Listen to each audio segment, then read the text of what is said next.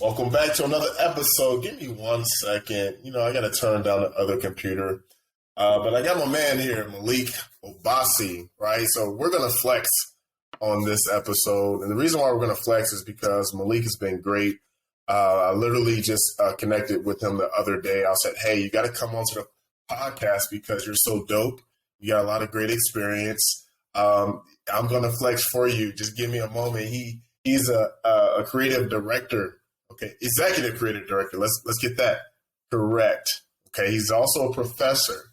All right, and then he's also worked with some of the biggest brands in the world, from Nike, Jordan Brand, Jaguar, and the list goes on. How are you doing today, brother? Doing great, man. Super excited to be on Riverside with you.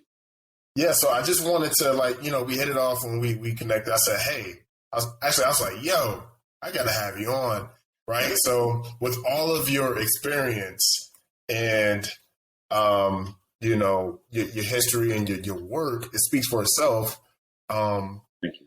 You made an analogy, and I'll let you dive into that. I was like, you're already a professor. You're well accomplished.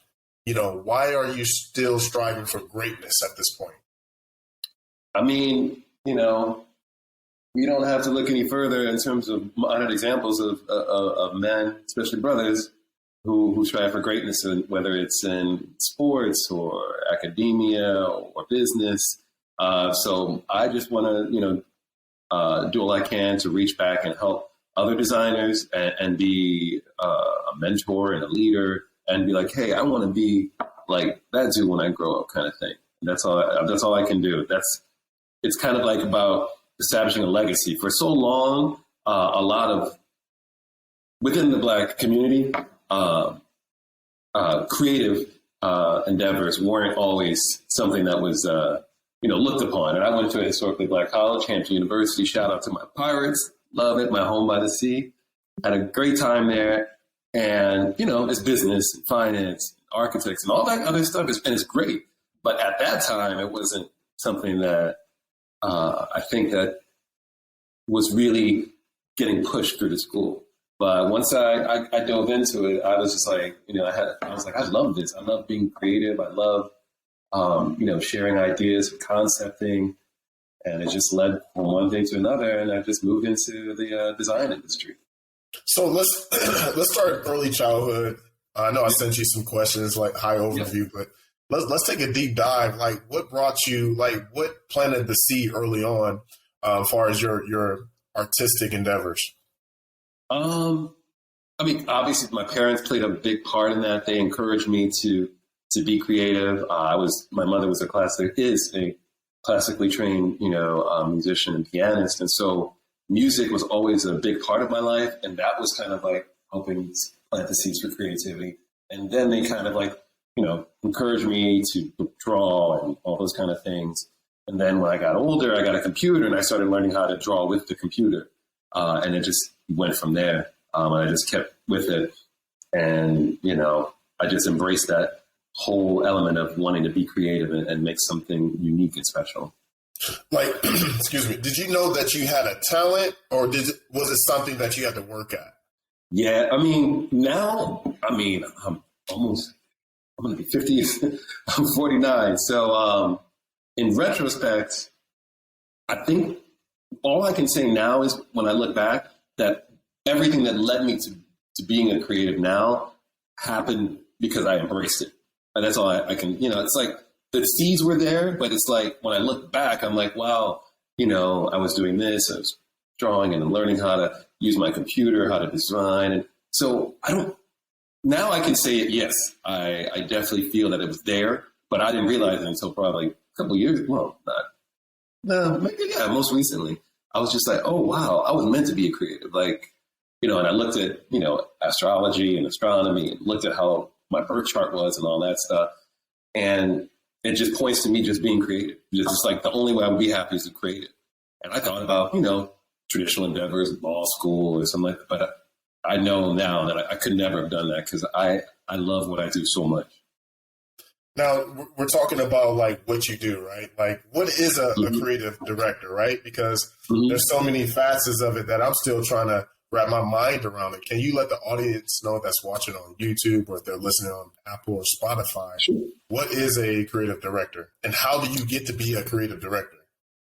Okay. A creative director is someone who oversees the design, development, and strategy for a brand. That's the quick answer for it. How do you get there? Generally, traditionally, you would go through design school. You learn the foundations of design, building out your ideas and concepts, generally for sometimes 4 years or to 2 years. And once you do that, you work your way up. You start off as generally a graphic designer. And then traditionally, when you move through the advertising world, such as I have, you work your way up to becoming an executive creative director or a chief creative officer or something of that nature. So it generally takes several years, depending upon where you are and the organization you work in. Now, do you have an expertise as far as like being is there a niche like that? Like, is photography big on it or what? Yeah. So the one, I want to go back, I want to answer it, but I'm going to go back to answer your original question. When I was 16, my father gave me a subscription to GQ. And that was probably the pivotal moment that started influencing me. And through looking through magazines, especially fashion magazines, over and over again, I started looking at how they were shooting the photography, the angles, like how they styled it. And I just went head over heels. I was just like crazy about it. I was like, this is dope. I love this. So the photography component as a designer is very, very important. Like just having a good eye for images, but then also for letter forms and shapes, and typography, and knowing how to blend colors together is really important. So having a good eye is very, very important as a creative. But photography is one you can do. My special niche specifically is within fashion, beauty, and luxury. Okay. No, I'm seeing that. So, and hence the brands that you work with. Now, are they reaching out to you, right? Like, because your portfolio speaks for itself. I mean, like the Jaguar, the Nikes of the world and the Jordan brand. How does that go about you working with those type of brands? Early on in my career, a lot of the senior people I worked with noticed that I had a certain eye. And so they would push me towards working on large global brands. And I guess over time, as I've done so, I've just kind of like gravitated towards that fashion, beauty, luxury sector because it's just my aesthetic is very clean and minimal. And it works for big oil conglomerates such as BP all the way to Nike or Swarovski or Armani. So like what was the 10,000 hours that you put in before or after work to get in the position that you are right now? Like, what did that look like? I mean, I think most creatives will tell you that they're the kids who, like you see in school, always drawing or something like that. And so I think for me, the fashion, beauty, luxury thing just came naturally just based upon the work that I was doing. And I kept getting pushed into this, the category of wanting to work on having the opportunity to work on very large brands. Nice. So did you take your eye for fashion? Did you apply it to your real life? Like, were you best dressed in high school? Yeah. I mean, I was really into fashion. I think fashion was the catalyst, and I immersed myself in design. I mean, I try to it's just all inclusive. Whether the magazines I look at, I'm always constantly thinking about design, and I'm always like, well, can I make this better? What I do, my heaviest influence though I would say is fashion for sure. I don't know if I thought I was one of the best dressed when I was in high school. Oh man, I had the Tripos back in the day. Right. I was killing it. But yeah, I think the fashion component, and as I look back, is always an integral component. And then as I moved into design, I was so happy to be able to work on a lot of fashion, beauty, luxury accounts. Kind of I've been almost training my eye my entire life for these opportunities. So it's good. And what I definitely would say, Jay, is that the fashion, beauty sector, luxury sector is very, very, very, it's a very, very small niche. And for people of color, even smaller, right? And so to get into those conversations and be in those boardrooms and talk with these people, you start to realize that, generally you are a raisin in a bowl of milk, well, at least when I was coming through. It's gotten a lot better. Hopefully, we want it to continue to get better and have more Black creatives in these conversations. But it's a long journey by yourself, pretty much. In terms of working in that sector, you don't really get to see a lot of us in chief creative office roles or something like that. And within advertising, it's generally very, very few of us get to go into that sector, and specifically at senior levels. So what do you think needs to happen, right? Like if, because you've been in a place of leadership, is there something that you've seen or that you're seeing now that can be enhanced? Yeah, definitely. I mean, I think the industry's changed a lot now because there's a lot more Blacks in design schools or coming out of design programs. And, and when I teach at Parsons, I see a lot of Black designers. And there's like the newer generation of designers that I'm seeing, like younger designers, they have more of a medium to express themselves across multiple platforms, whether they're content creators, whatever, it could be anything, right? So that you can be like a girl that's a sneakerhead and you become a creative director working at Nike or something. It's just, there's so many more opportunities now, which is great. And I think that seeing more Blacks moving into the creative industry is something that I'm just really, really happy for. And what I would say needs to change is it's already changing. So I don't think it still needs to continue to be, a larger conversation to get us to be, creative directors for companies and brands and agencies. But it's getting there. I would just look at all the young designers. You look at what in fashion or, or through music or any of the mediums you find in the arts. And there's a lot of young, amazing talent who are just pushing their voice out there. And so now you're just going to, over the next few years, I'm sure you'll see a lot more creatives in those conversations at the senior level. Now, I've got to ask you a question since you've worked with Nike and specifically the Jordan brand. Have you met Michael Jordan, and have you actually worked on a project with MJ? No, I have not met. It is 23 today, yes. We love Jordan. And no, 23. No, I have not got to meet him. A lot of the brands I've worked with, not the Jordan side, the people who are making the decisions are kind of like a little bit far removed. The creative process is a very integral part of it, but unless it's something that's really directly impacting them, they don't usually, get involved with those kind of conversations.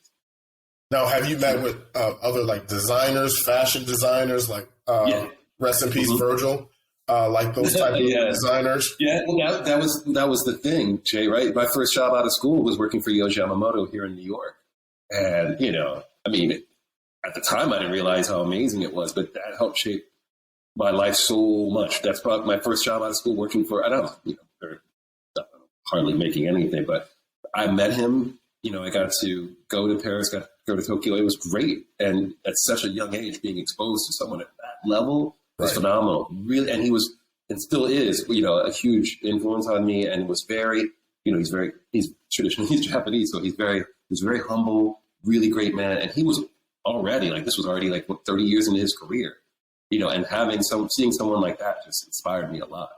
There was also, there's a few Black designers when I was growing up as well, fashion designers that I liked a lot that influenced me. And that also helped spark that creative, light within me at the time. Now, so in this current job market right now, right? So what type of tips can you give, designers or UX UI or marketing in the creative space? What advice would you give them as far as their portfolio or their resumes? What should they highlight?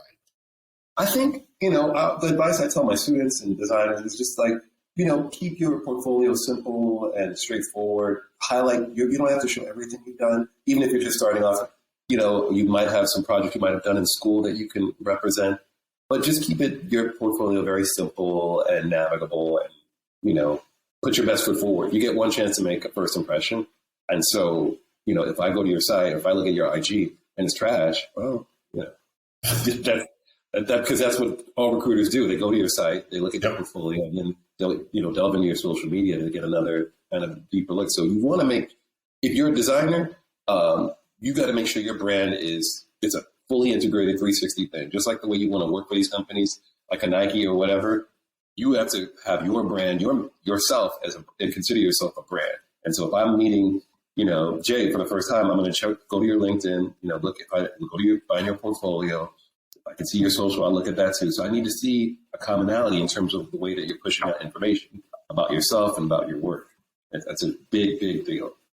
See, and let's not breeze past that, because like the social media piece is huge. Mm-hmm. Yeah, we look, to your point, we do look at everything you just said. We look at the resume, we look at the portfolio, but that social media presence, I think, is huge. And from your perspective, does it have to match, or can you have like a personal,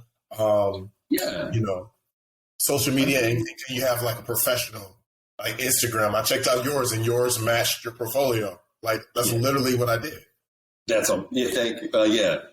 I mean, I would say if you've already created. I mean, like IG's been around 15 years or something like that. Something like that.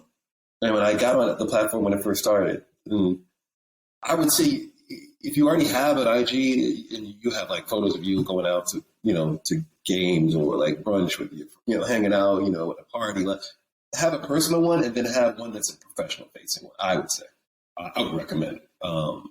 Just so again, as a creative, everything you should not just have a portfolio. You want to have everything to be an extension, and you don't have to be on all social media platforms. But you definitely, I mean, the most common ones, like IG. I definitely, when I'm looking at designers, I go to their IG, and if it's private, I'm like, okay, that's fine. But you should also have something to reflect your work as well, because you, as a designer, your eye should always, you're constantly looking at things, training your eyes and being influenced by things. So for me, if I see that you have a great portfolio, but then I don't see anything else, or your portfolio is okay, but your social media platform that you optimize on are like fire, and then I'm just like, okay, well, that, it might work out. So. Wow. So, excuse me. So social media is like the tipping, it will bring you back to reconsider that candidate that you were working with. Because that means you were thinking about things like, I don't want to have like a cookie cutter approach, but it means that you're thinking of everything around you, and you're putting all that into your work. That it shows like your passion. I mean, it could even be your SoundCloud, give me your SoundCloud playlist and let me look through that. Like, it could be anything, but it has to be something where I see like, some extension of creativity within the work that you do and the way you express yourself. So I do have let's go back to Hampton University. Let's go back to your college years, right? And the reason why I'm saying that is because I recently just took my daughter to an HBCU event in LA. They had like an expo. We've seen everything. She's in seventh grade. So she's been exposed to different things. And they also had, California State Schools, and they had SD, San Diego State out there, just Berkeley. But I just wanted her to get that experience early. What was your experience like going to a HBCU? Oh man, it was amazing. I mean, when I meet other creators or other professionals, and I ask them if they went to HBCU, and they're like, no, I went here, and I'm like, those are the 4 most pivotal years of your life, I would say, where you make like lasting friendships. I know, and it sounds really cliche, but it's true. Like people I went to school with Hampton, 25 years later, I can call them up and they're like best friends to me. It's just amazing, just looking around and seeing people who look just like you, who are about about growing up the way you are too, and just the music, and it's just a vibe. It's just like, I can't explain it. It's something that you can never recreate again. Like, I guess if you maybe live in Atlanta or like a large Black community like DC, but like for me, most of the country's not like that. And Hampton was just amazing. It was just you see the future doctors and lawyers, but you don't think of them as that. That's just like my homie. Like you're like, oh yeah, blah blah blah. And then you take classes together, you hang out together. It's just amazing. Of course, I'm partial to Hampton because I love Hampton, but any HBCU, if students are thinking about going off to college, I would recommend just looking at the HBCUs because it's an amazing experience. You probably will never get any opportunity to be around such great Black excellence ever again. And then you went to Yale. Come on, let's pause there. These were years ago, man. Wow. Yeah, so you went from HBCU, and then you went to Yale University, and and I'll let you dive into this, but how was that experience though? You going from a predominantly Black institution, then you go to a predominantly white institution that is so like, it's an Ivy League school. How did you get in? How was the experience? And did it make you a better person? Yeah, just standard, procedure in terms of getting in, submitting my portfolio. I had to develop some design solutions for like a creative brief that they gave, and submitted my grades, and that was it. Got in, and transitioning from HBCU to that, wasn't really. It was good that it kind of allowed me to start to go into the real world, and so it wasn't like because I grew up in a diverse background, so it was fine. It was more so a different level of academia in the sense it was. I was only there for 2 years, so it was kind of in and out. So it was just a different type of environment. It was great. It's good. And as we land this plane, where can people find you on social media and LinkedIn? Yeah, my LinkedIn is, you can access all of my social and everything through my website, which is pop.com/Maalik Obasi, MAALIKOBASI. And my IG is MAONYC. It's just a gold M, same M that I have on my portfolio and stuff. And yeah, and occasionally I put up some tracks with my SoundCloud playlist on my IG too, so you can see what I'm listening to. A lot of I'll definitely have to check it out. If you can describe or give one word for the people that are coming up behind you and people that are in this job market looking for gigs, what word would you give them? Passion. You got it. You can't get into this industry unless you're passionate about it. You can't get into branding and advertising unless you're passionate about it. Just follow your passion. If you are a content creator or something like that, or you just continue with if it really wakes you up when you wake up in the morning, you're like, I have to do this, whatever it is, whatever aspects of the arts it is, then you just have to be passionate about it. And it'll reward you later on because it'll come through in the work, the body of work that you create and you see later on in life. That's what I've been trying to do myself. Nice. Well, Maalik, thank you for coming on to the show. But before you leave, man, how would you rate this shirt right here, 1 to 10? How would you rate it? Yo, your shirt is fire, man. It's 20. It's 100, a million. Okay. It's fire, well, man. Thank you for giving me 100. Because shout out to Cuts. It's my partner. Make sure you guys check out the description and hit the link. It's going to say The J Britton. Make sure you guys click on it, get your discount, and thank me later. It's buttery soft, right? Like, you see that? You got to send one to NYC. Hey, shout out to Cuts. Maalik needs some Cuts gear. We can see if we can make that happen for sure, brother. Well, thank you again for coming on the show. I really appreciate it. Until next time. Peace. All right. Thank you.